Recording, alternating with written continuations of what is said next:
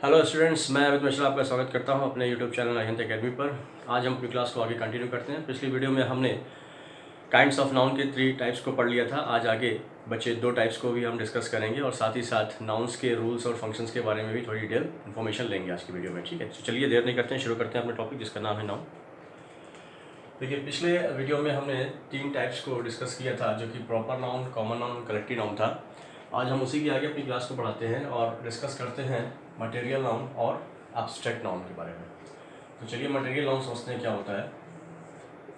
Material noun, देखिए ये भी नाम बता रहा है आपको, मटेरियल से संबंधित है, यानी वह नाउन जिससे किसी पदार्थ का निर्माण होता है, या यूँ कहें वह शब्द जो ये बताता हो कि किसी पदार्थ का निर्माण हो रहा है, किसी पदार्थ का निर्माण हो रहा है जिस नाम से, ऐसा नाम या ऐसा नाउन हमारा मटेरियल नाउन कहलाता है।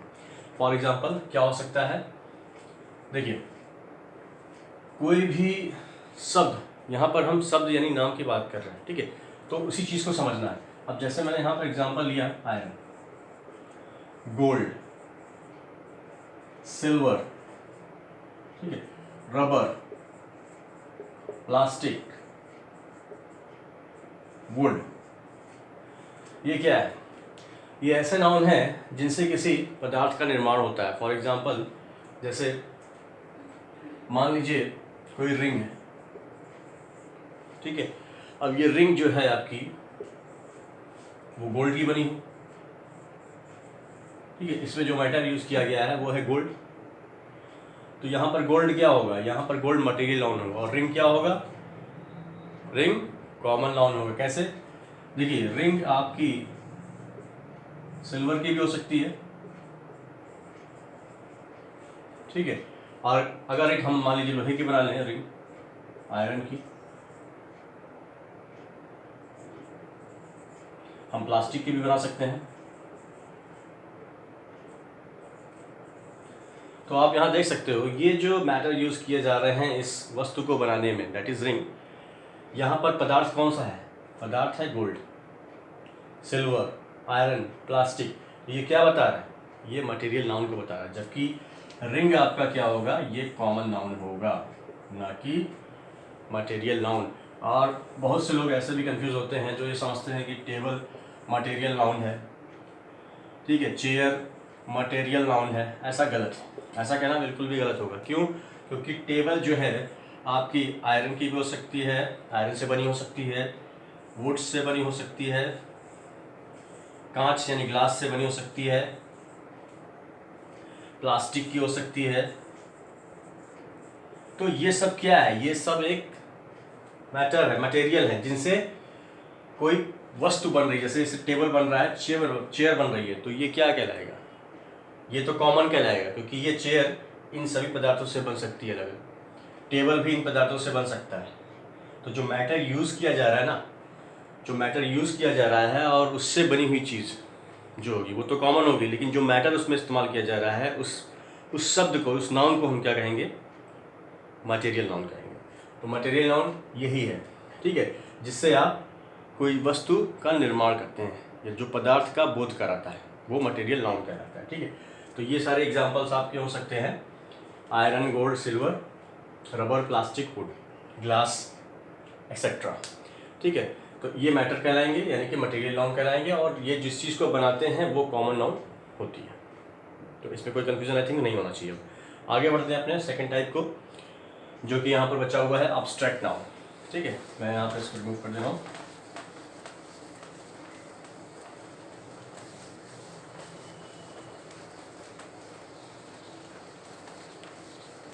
एब्स्ट्रैक्ट नाउन ये भी काफ़ी कंफ्यूजन क्रिएट करता है लोगों में।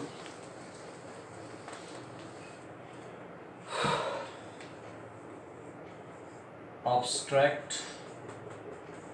नाउन, इसमें हिंदी भी बता दे रहा हूँ इसकी।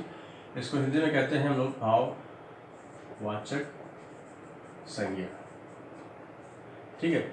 इसमें आपको आई थिंक भाव मिलता है, फीलिंग मिलती है, ठीक है। तो ये एक ऐसा नाउन होता है जो ना तो दिखता है, ना तो इसका कोई आकार होता है, ना कोई प्रकार होता है, ना ही कोई इसका रंग होता है, कहीं ना रूप होता है। सिर्फ गुण दोष के आधार पर हम इसको महसूस करते हैं, ठीक है। इसको आप फिजिकली टच नहीं कर सकते, it can not be touch physically, can not be seen, ठीक है।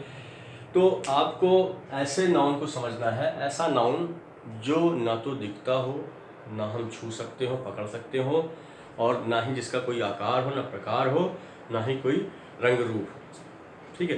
तो ऐसे नाउन को हम क्या कहते हैं, एब्स्ट्रैक्ट नाउन कहते हैं, ठीक है। एग्जाम्पल समझते हैं। जैसे सपोज एक वर्ड है ब्यूटी, ब्यूटी अभी मैं समझाता हूँ आपको। ऑनेस्टी, ब्रेवरी, यूथ, ठीक है। यहाँ पर आप देख सकते हैं कि ये जो शब्द हैं आपके, bravery, beauty, honesty, youth, happiness,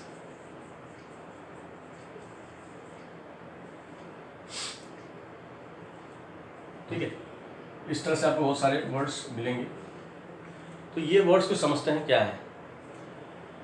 ये शब्द या ये नाउन ऐसे नाउन हैं जिनको आप देखिए, कहते हैं ब्यूटी, हम देखते हैं सुंदर है, लेकिन इसका कोई पैमाना नहीं है। सुंदर कोई है वस्तु या चीज़ अगर है तो उसको आप सिर्फ देख सकते हो, महसूस कर सकते हो, लेकिन उसको न तो उसका कोई आकार होता है, ना कोई प्रकार होता है, उसके अंदर की सच्चाई क्या है। ऐसे मान लीजिए ऑनेस्टी कह दी, उसकी ईमानदारी क्या है। ईमानदारी को कोई जज कर सकता है नहीं, कितने किलो का है, कितने मीटर का है, इस तरह से कोई मेज़रमेंट नहीं किया सकता है ईमानदारी का। तो ईमानदारी एक ऐसा शब्द है, या यूँ कहें ऐसा नाउन है, जो सिर्फ फीलिंग से होता है। आप उसको फील कर सकते हो कोई व्यक्ति कितना ईमानदार है, लेकिन आप उसको जज नहीं कर सकते हो मेजरमेंट्स में। तो that is why these words are called under abstract noun. तो एब्स्ट्रैक्ट नाउन का कहने का मतलब ये है, यहाँ पे ब्रेवरी आपकी बहादुरी हो गई। बहादुरी का भी कोई जज नहीं कर सकता, कौन कितना बहादुर है, कौन कितना कम है, इसका कोई मेजरमेंट नहीं हो सकता है। कोई मतलब कोई किसी में आप माप नहीं सकते, चाहे लीटर में, चाहे मीटर में, चाहे किलो में, ठीक है, चाहे नंबर्स में, ठीक है। तो इस वजह से आप इसको कहते हैं इन शब्दों को कि ऐसे शब्द, ऐसे नाउन जिनको आप मेज़र नहीं कर सकते हैं, ना ही देख सकते हैं, छू सकते हैं, ना ही कोई इनका साइज़ होता है, ना शेप होता है, ना ही कोई रंग होता है, ना रूप होता है। तो ऐसे नाउन्स जो होते हैं, या ऐसे शब्द जो निकल कर आते हैं आपके पास, वो सारे शब्द आते हैं एब्स्ट्रैक्ट नाउन के अंतर्गत, ठीक है। तो आप कह सकते हो कोई भी भाव, गुण, दोष, आइडिया, विचार जो भी है, ये सभी के सभी जो भी कॉन्सेप्ट है, ये सारे शब्द आते हैं आपके एब्स्ट्रैक्ट नाउन में। तो चलिए, ये तो मैंने आपको समझाया काइंड्स ऑफ नाउन के बारे में, यानी कि पांचों नाउन्स के बारे में मैंने आपको बता दिया है। अब इन नाउन्स को समझना इसलिए भी ज़रूरी था क्योंकि आगे जब आप इनके यूजेस और फंक्शंस के बारे में जब डिस्कस करेंगे हम क्लासेस में आगे की, तो वहाँ पर ये जब हम रखेंगे इनको सेंटेंसेस में, तो आपको समझने में दिक्कत नहीं होगी। तो इस वजह से इनका समझना ज़रूरी था, ठीक है। इंडिविजुअली ऐसा कोई एग्ज़ाम में इसमें पूछा नहीं जाता इस तरह से, लेकिन समझाने के लिए आपको ये चीज़ बतानी पड़ी, ताकि आपका बेस एकदम क्लियर रहे, ताकि आप अच्छे क्वेश्चंस को सॉल्व कर सकें ईजिली, ठीक है। तो अब आगे बढ़ते हैं, आगे डिस्कस करते हैं नाउन नंबर्स में हम आते हैं आगे।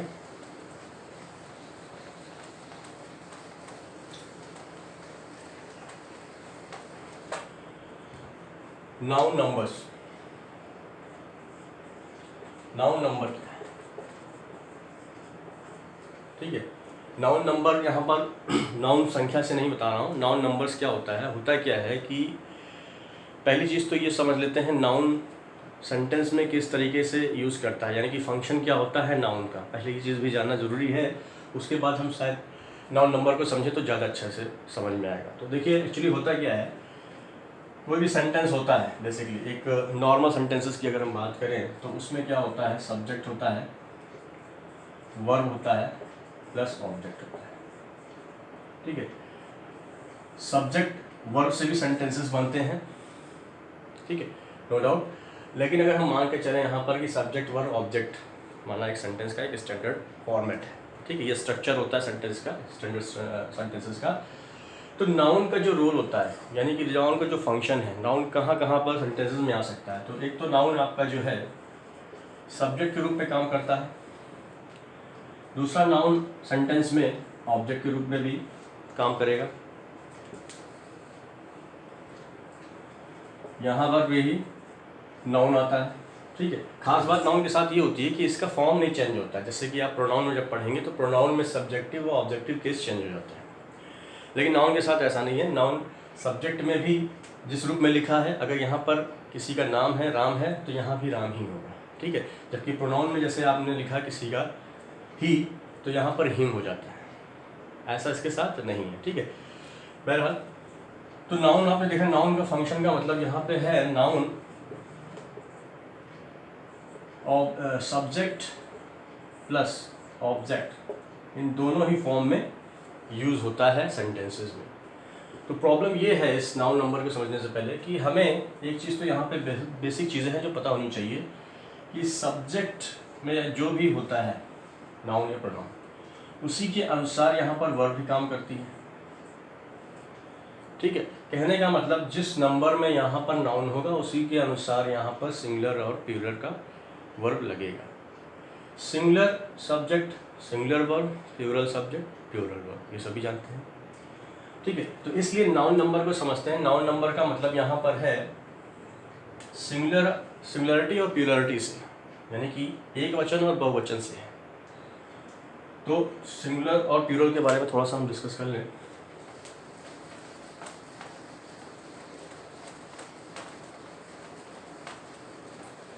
नाउन नंबर से मतलब यहाँ पर है नाउन के सिंगुलर फॉर्म से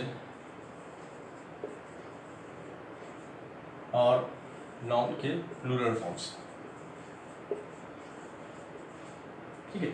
सिंगुलर फॉर्म क्या होता है, प्लूरल फॉर्म क्या होता है, और उसी के अनुसार वो सब्जेक्ट में जब लगता है तो वर्ब भी उसी के अनुसार काम करना शुरू करती है। तो इसीलिए हम इसको समझना जरूरी है नाउन नंबर को।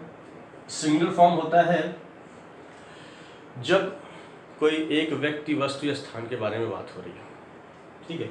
यानी कि यहाँ पर लिखते हैं, दिख रहा, हाँ, सिंगुलर फॉर्म जब वन पर्सन और थिंग की बात, ठीक है। जैसे किसी एक व्यक्ति का ले लें हम, एक आदमी है, एक लड़का है, one boy, one man, one girl, ठीक है। इसी तरह से one book, one copy, one pen, for example pen, copy, book, boy, etcetera. तो कहने का मतलब ये क्या है, अपने आप में सिंगुलर है। ये क्या दिखा रहा है, जब ये जिस तरीके से लिखे रहेंगे तो इसका मतलब ये अपने आप में एक है, ठीक है। जब तक कि इनको हम इनके फॉर्म में चेंज ना करें तब तक ये समझ में आएंगे कि अपने आप में बाय डिफ़ॉल्ट ये सिंगुलर फॉर्म में ही हैं। तो ये नाउन सिंगुलर फॉर्म में आते हैं, ठीक है। जब हम जहाँ से जब भी एक से ज़्यादा की बात कर रहे हैं, अगर हमने जहाँ एक से ज़्यादा नाउन की बात की तो वहाँ पर हमारा प्लूरल फॉर्म नाउन का यूज़ हो जाएगा। वही होता है प्लूरल फॉर्म। जब हम बात करते हैं मोर देन वन पर्सन और थिंग, जब एक से ज़्यादा हो गया जहाँ, तहाँ आपका फॉर्म चेंज हो जाएगा नाउन का, जो बन जाएगा प्लूरल फॉर्म। फॉर एग्जांपल इसी में जैसे बॉय था आपका, बॉय में एस लग जाएगा। एक खास बात ये भी है, समझते हुए चलते हैं कि देखिए नाउन और वर्ब सिंगुलर और प्लूरल बनाते समय क्या लगाना पड़ता है। नाउन को जब आप प्लूरल बनाते हैं तो उसमें एस अथवा एस ऐड करते हैं, जबकि वर्ब में इसी का उल्टा है। वर्ब को वर्ब को जो प्लूरल बनाना होता है तो एस और ईएस को हटा देते हैं, ठीक है। तो दोनों में एस और ईएस का रोल तो है, लेकिन यूजेस डिफरेंट है, जस्ट अपोजिट, ठीक है। आगे डिस्कस करेंगे उसको सब्जेक्ट वर्ब एग्रीमेंट पढ़ाते समय। फिलहाल इतना देखते हैं कि बॉयज़ हो गया आपका, गर्ल्स हो गया, बुक्स हो गया, टेबल्स हो गया, एक्सेट्रा। ये क्या है, ये प्लूरल फॉर्म है, ठीक है। ये प्लूरल फॉर्म हो गया आपका नाउन का। तो नाउन नंबर से मतलब आपका सिंगुलर और प्लूरलिटी से, सिंगुलरिटी और प्लूरलिटी से, जहाँ पर आप एक अगर शब्द है या एक नाउन है तो कहेंगे सिंगुलर फॉर्म में है, एक से ज़्यादा जहाँ हुए वो प्लूरल फॉर्म में। ठीक है, तो ये हो गया नाउन नंबर की बात में। अब आते हैं इसी के आगे काउंटेबल नाउन और अनकाउंटेबल नाउन। ये बहुत इंपॉर्टेंट चीज़ है, काउंटेबल नाउन और अनकाउंटेबल।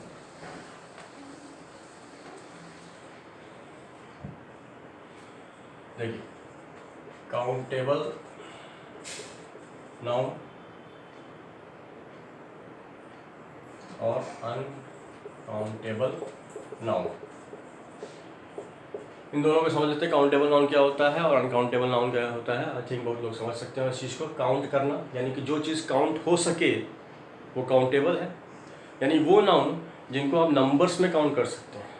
ठीक है, नंबर्स में 1 2 3 4 5 इस तरीके से, इसको कहते हैं काउंट। ये नहीं कि 1 litre 2 litre 1 kilo 2 kilo, that is called measurement unit. Measurement unit is different from numbers. Numbers का मतलब यानी कि काउंट करने का मतलब जिनको आप नंबर्स में काउंट कर सकते हैं। तो काउंटेबल नाउन वो होते हैं जिनको आप गिन सकते हैं, आप कह सकते हैं दैट कैन बी काउंटेबल।